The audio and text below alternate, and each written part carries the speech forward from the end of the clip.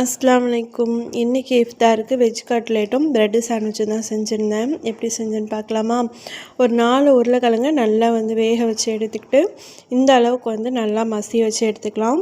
Vegetables என்னென்ன சேர்த்துருக்கேன் அப்படின்னா, கோஸு, பீட்ரூட்டு, வெங்காயம், மல்லிக்கீரை பொடி பொடியாக நறுக்கி சேர்த்துருக்கேன். உங்களுக்கு எது வேணுமோ சேர்த்துக்கலாம். சிக்கன் சேர்க்குறதா இருந்தாலும் சிக்கன் சேர்த்து செஞ்சுக்கலாம். மசாலா மஞ்சத்தூள், கரம் மசாலா, ஜீரகத்தூள், கொஞ்சமாக உப்பு சேர்த்து கொஞ்சமாக மைதா சேர்த்துருக்கேன். ஒரு 2 ஸ்பூன் அளவுக்கு மைதா. அது செட் ஆகிறதுக்காக மைதா கொஞ்சம் சேர்த்துருக்கேன். கோதுமை மாவு, அரிசி மாவு அதுவுமே எது வேணுமோ சேர்த்துக்கலாம். எல்லாத்தையுமே சேர்த்து நல்லா சப்பாத்தி மாவு அளவுக்கு இந்த அளவுக்கு பிணைஞ்சு எடுத்துக்கணும். எடுத்ததுக்கப்புறமா நமக்கு என்ன ஷேப் வேணுமோ அந்த ஷேப்பில் எல்லாத்தையுமே ஷேப் பண்ணி எடுத்துக்கலாம். என் பிள்ளைங்க வெஜிடபிள் சாப்பிடவே மாட்டாங்க. சரி, இந்த மாதிரி செஞ்சு கொடுத்தாலாவது சாப்பிட்றாங்களா அப்படிங்கிறதுக்காக தான் ட்ரை பண்ணி பார்த்தேன். உண்மையாகவே செம்ம சூப்பராக இருந்துச்சு. பிள்ளைங்களும் விரும்பி சாப்பிட்டாங்க.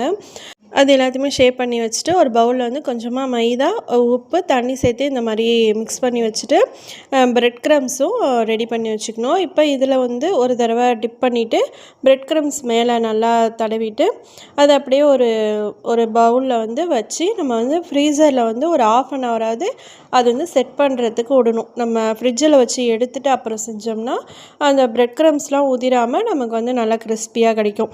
ஒரு 1/2 மணி நேரம் கழித்து தான் நான் அது செய்ய ஆரம்பித்தேன். இப்போ ப்ரெட்டு சாண்ட்விச்சுக்கு ஒன்றுமே இல்லை. மயோனஸ் செஞ்சுருந்தேன். அதில் கோஸு, மல்லிக்கீரை ரெண்டுத்தையுமே நல்லா பொடியாக கட் பண்ணிவிட்டு மயோனஸில் மிக்ஸ் பண்ணி வச்சுட்டேன்.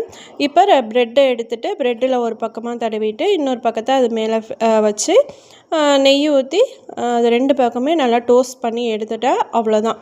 உண்மையாகவே செம்ம சூப்பராக இருந்துச்சு. ஷவர்மா உடனே வேணும் கேட்குற பிள்ளைங்களுக்கு இந்த மாதிரி நீங்கள் செஞ்சு கொடுக்கலாம்.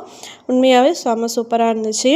இதையுமே செஞ்சு முடிச்சுட்டு இப்போ நான் அதை எடுத்து கட்லெட் செய்ய ஆரம்பிச்சிட்டேன். ஒரு பேனில் கொஞ்சமாக எண்ணெய் ஊற்றிட்டு நல்லா சூடு வந்ததுக்கப்புறமா நம்ம எல்லா கட்லெட்டையும் போட்டு நல்லா ப்ரௌன் கலர் வர அளவுக்கு நல்லா நம்ம ஃப்ரை பண்ணி எடுக்க வேண்டியதான். நீங்கள் டீப் ஃப்ரை பண்ணுறதா இருந்தாலும் எடுத்துக்கலாம். டீப் ஃப்ரை பண்ணுறதா இருந்தாலும் பண்ணிக்கலாம். இல்லை அப்படின்னா சாலோ ஃப்ரை பண்ணுறதா இருந்தாலும் பண்ணிக்கலாம். நான் ஃபஸ்ட் டைம் செஞ்சு கொடுக்குறேன். சாலோ ஃப்ரைனா சாப்பிட்றானுங்களா என்னன்னு தெரியலேன்ட்டு டீப் ஃப்ரை பண்ணியே எடுத்துக்கிட்டேன்.